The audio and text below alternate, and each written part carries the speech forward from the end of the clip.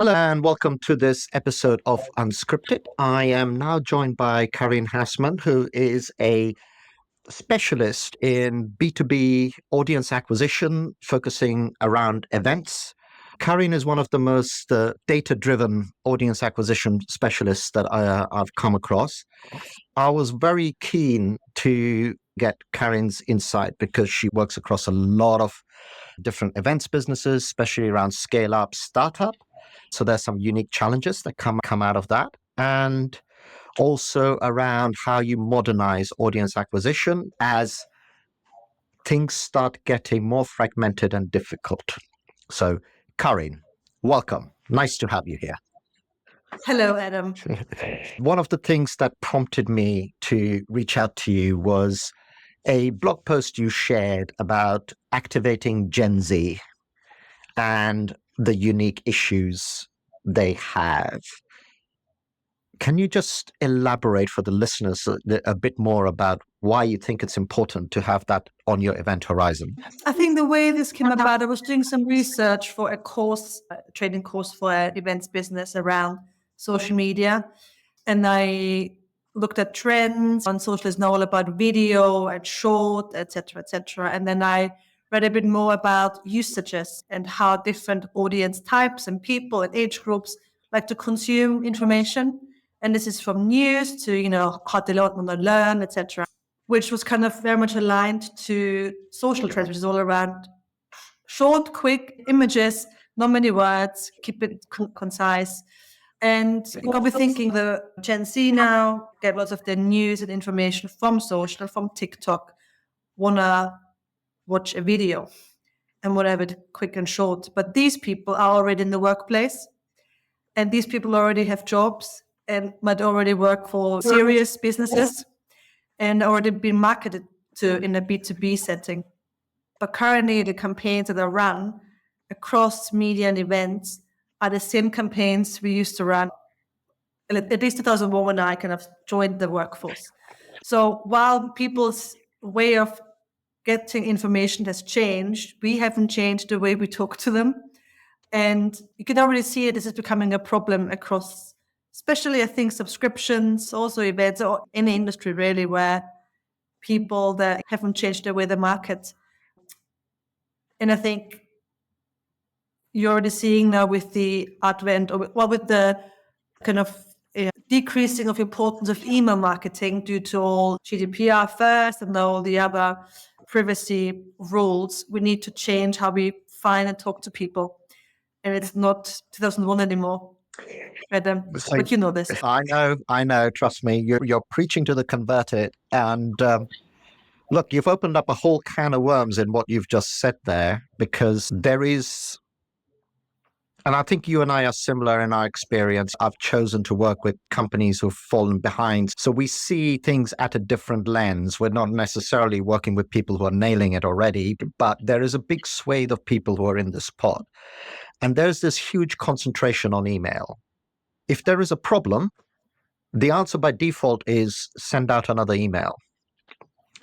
And then if the problem persists, the answer is, well, send out two and do it every 2 weeks. I'm exaggerating, but these are real things. So based on what you've said, which is true, I mean, the way people are, younger people are learning, consuming, how they are being actually tuned to consume, not whether they might choose to do it, is changing so much.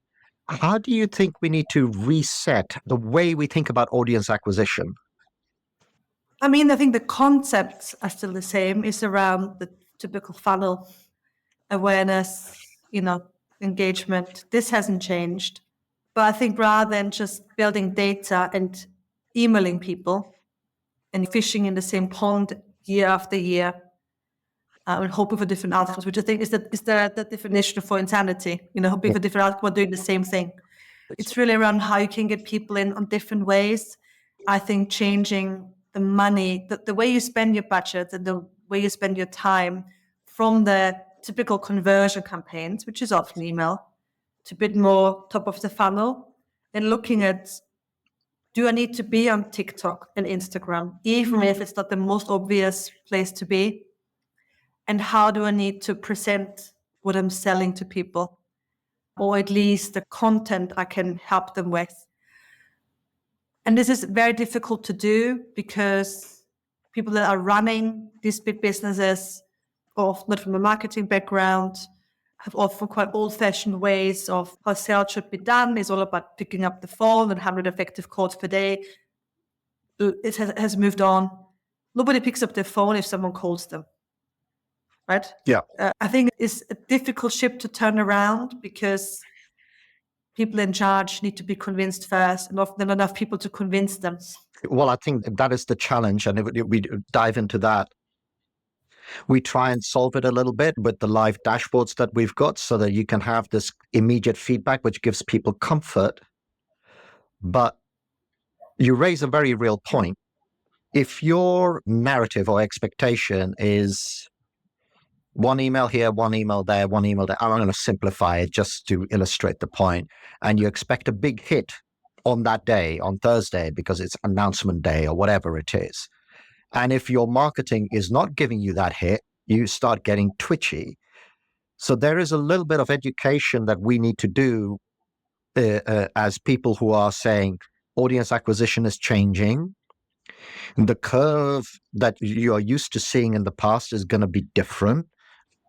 How are you doing that with your clients? Because, you like us want to go in and affect change and make things better, not just, like you said, replicate the past.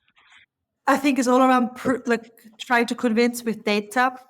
Average email open rate across B2B is 25%, which is often a celebration of success. But actually, this means that the majority do not open your emails. The average, I think only 16% of LinkedIn users log into LinkedIn every day, right? So you can't just hope that by one interaction, one campaign, one post, one email, you get everyone. It's really over a long period of time, consistent, customer focused, and not always trying to sell something.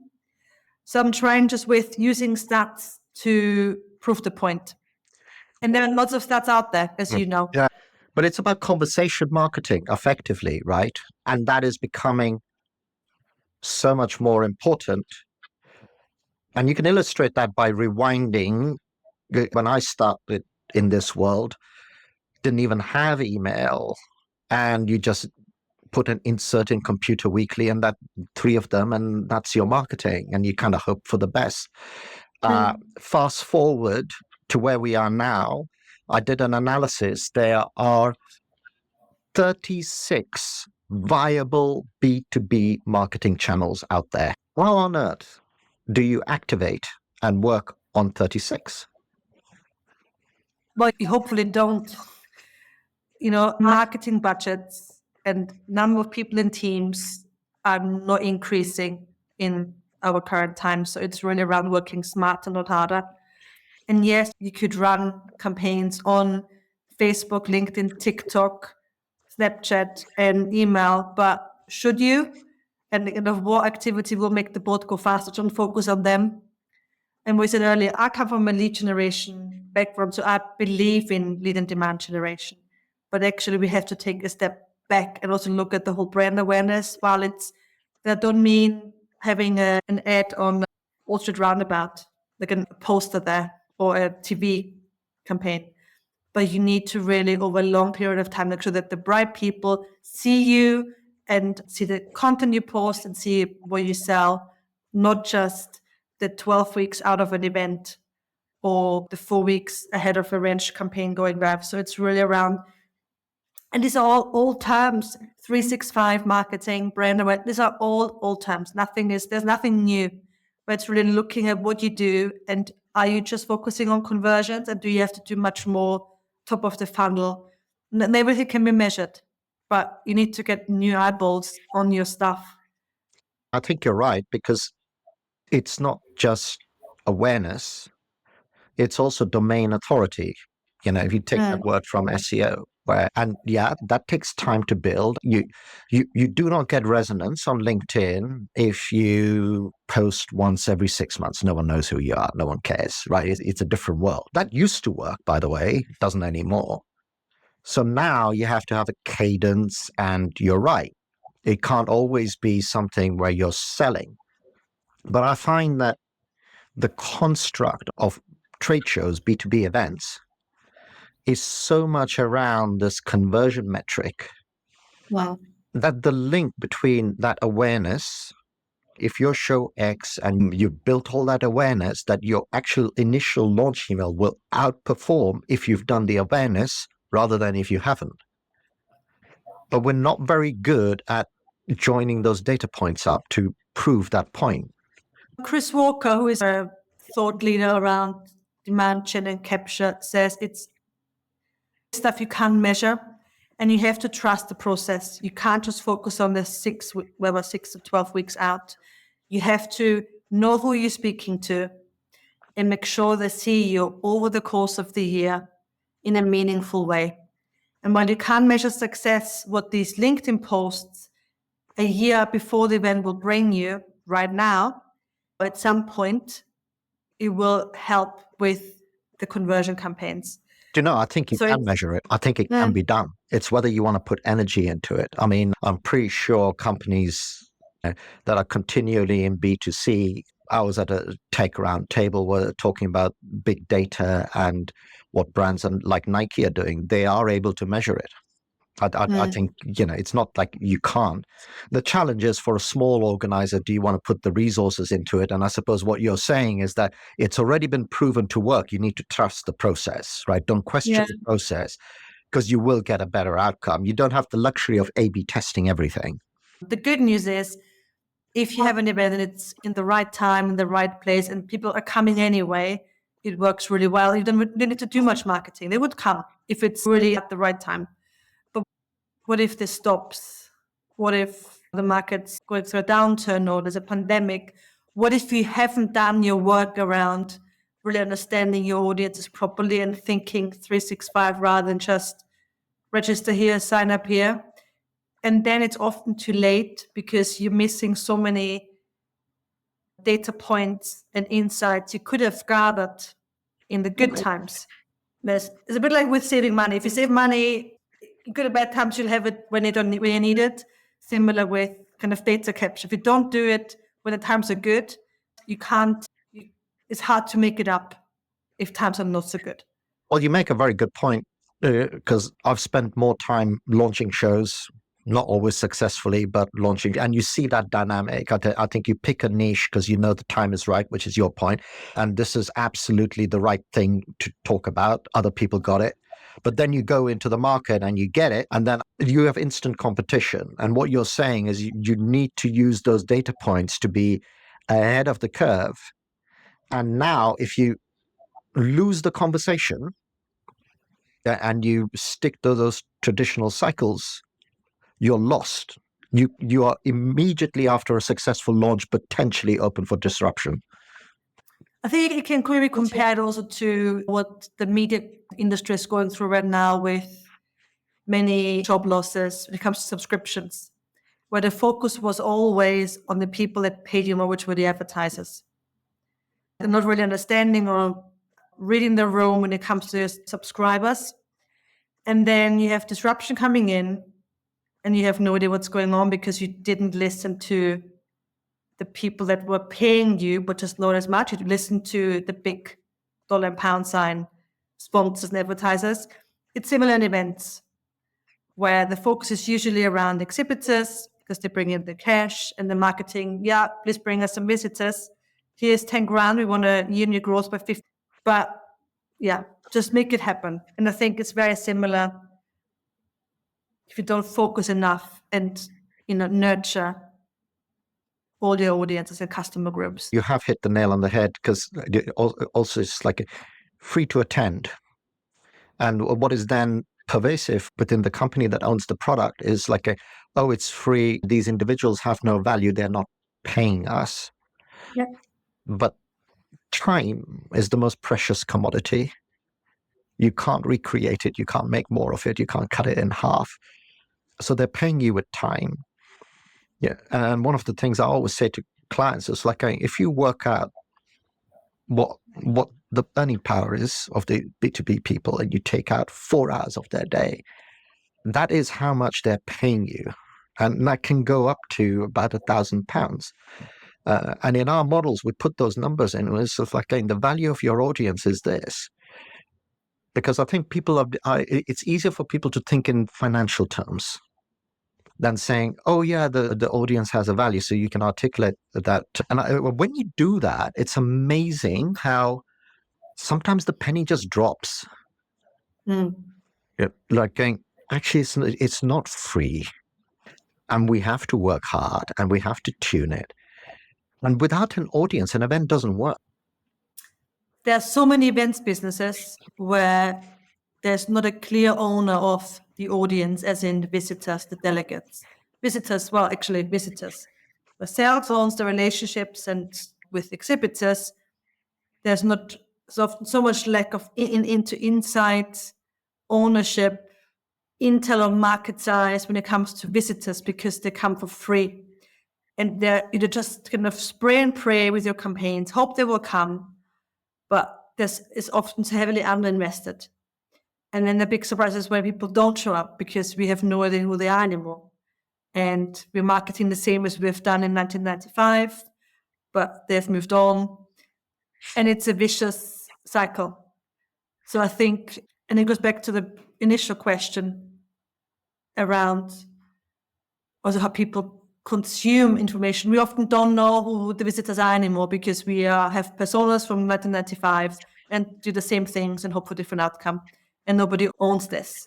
And the big lack of insight, incident intelligence. I think personas personally should be banned. I personally don't think they're... That's a bold statement. Well, I don't think they're fit for purpose. I think the idea of the traditional persona idea as it was articulated is no longer relevant because we live in a dynamic world.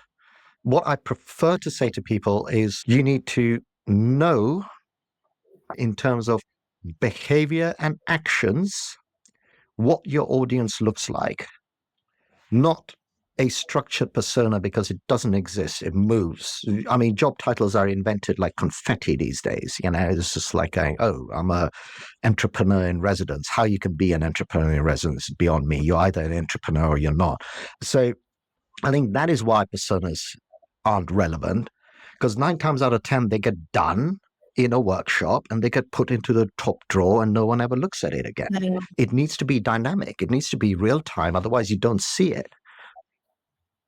What do you see changing within the dynamic of, let's say, a traditional trade show business if they were to really activate that? Because in most trade show businesses, you said it just there, the bulk of your resources are on sales and operations, right? Operations, frankly, I think is a commodity. It should be outsourced. People hate me for saying it, but there's one best way of putting up a screen. And marketing is usually under-resourced and does everything. So how do you flip the narrative? As I said earlier, it's often so hard to turn a big ship around. Where seed working is in smaller companies, not startups, but 1 to 8 million pounds revenue, maybe 4 years old, where the teams are built in a different way. There isn't a distinction between sales and marketing. There's a lot of focus around knowing who you target and a lot of focus around not just events, where now events try to add communities, which often means a Facebook group where you promote your event. Or buying a piece of tech that says it does communities and we're going to turn it on and it'll happen tomorrow. And they all come and they all communitize with each other. It's not perfect. I often work with smaller companies who are in their scale-up journey, and I see it done well there because they get it. Also, for them, it's easier. It's 10 people. You can make a change tomorrow, and you don't have to try to convince 300 people to move the ship with you. And there's a lot of focus around it's often starting with community anyway, like a meetup, and then get bigger and you launch events and you have meetup groups, and it's done differently and more meaningfully and slowly, because there's no shortcut for community. It wasn't just a peak because you decided now that you want to create one. They come anyway if there's a joint and a common purpose. And while I half disagree with you on personas, I think the way they were done with pick one job title and a name and put a photo on there and the hobbies and the shoe size. But now it's all around what makes them tick. It's a bit more emotional, especially with B2B. What are the real fears? What are they concerned about? The pain points, not just pain point one is that there might be a pandemic, don't want to lose their job if they make a wrong decision. Like real, what do they really feel when they get to work? Yeah, I mean, I think the strategizer value map, right? Pains, gains, jobs to be done. Yeah. I mean, that is a beautiful way of organizing your audience. And that is why I dislike the I'm not against that you need to know, but I dislike personas the old-fashioned way because it's no longer a relevant way of organizing your audience. It doesn't work. I fully agree. No, I fully agree. Yeah. And I mean, I've seen companies, big companies, where they have like 30 personas. What do you do with 30 personas? You put them in a drawer. Nothing, because you're paralyzed by the sheer amount of things. Maybe have just 3, or maybe just have 1. But anyways, where I've seen it working, the more marketing-led approach is in smaller businesses, where the owner gets it, and they're starting with community first, and then building it up to launch subscription and a newsletter and events, rather than doing it the other way around, events business, and then try to put the community stamp on people that actually just come to buy. They don't care about anything else about the event. Yeah, I think by that time, you've lost any genesis of community. It becomes I put events into like a transactional thing. So this is a transactional thing. And then what you're describing is actually what a lot of tech companies are doing. So I'm in loads of communities on Discord, for example. And there's like thousands of people in there. But even though it's owned by a vendor, they hardly ever talk about their tech. It's all about how do we help you understand, so one of the things, well, we're on it right now. I use Descript a lot. I love it. And they don't talk about, hey, here are features and functions. All of their stuff is about how can you as a creator grow your audience? And if the short-term goal of a community is sale, it's just a marketing job, which can be fine too. Yeah. But it's not a community, it's a sales channel. Yeah. And that's where this is so different, because they never try and sell you anything. They just try and help you. And that's what community is about. I've had a great definition, which of course now I forgot, but one was a community is something that's free of charge, where people have the same reason to be there. And the reason hardly ever is to buy from you. That's not the reason they are in this group, to buy more square meterage or a delegate ticket. They're there for other reasons. Well, I think, I'm agreeing. There's, hopefully this podcast is not too boring because we're agreeing with each other, but hopefully we're getting value out of that. But I think the core in a B2B context, the core reason why you want to be in a community or want to expose yourself to a community is information exchange that accelerates your knowledge so you can make a decision. That it's kind of as simple as that. We've established we're working towards a world where audience acquisition is becoming complicated. It's becoming ever more data-driven. It's going to be even more challenging as suddenly form factors change. So suddenly you now need to do portrait videos instead of landscape videos. If you have someone listening who is going, okay, I want to prepare for the future because change is rapid now, right? We're talking maybe in 2.5 years rather than 5-year horizons. What tips would you give them? Just have curiosity of what's out there. And I think you said this nicely recently around AI, because now it's AI everywhere and people are panicking. What do you have to do? As she said, it will come to you. AI will find you, but you have to be curious about what's out there. And you have to understand the basics, and you have to know how it roughly works, and you have to know what could be your potential use cases. And if you don't know, it will pretty quickly, it will take your job at some point. So you have to just know what's out there and make a decision. Is this something I should be using? I think curiosity. and reading and listening and put a podcast like yours, of course, Adam, or just following people and educating yourself. Because the world is moving so quickly now, but not like, as I said, in 10-year cycles where you just read a magazine, right? I mean, it's now weekly. And if you're not curious, you will lose out. I think, Karin, that is a beautiful place to leave this podcast. Learn or die. Learn or die. Even better. Listen, it was a pleasure talking to you. Thank you so much. And thank you, everyone, for listening. We actually now officially have listeners, Karin, you'll be pleased to know. Well, thanks for talking to me, Adam.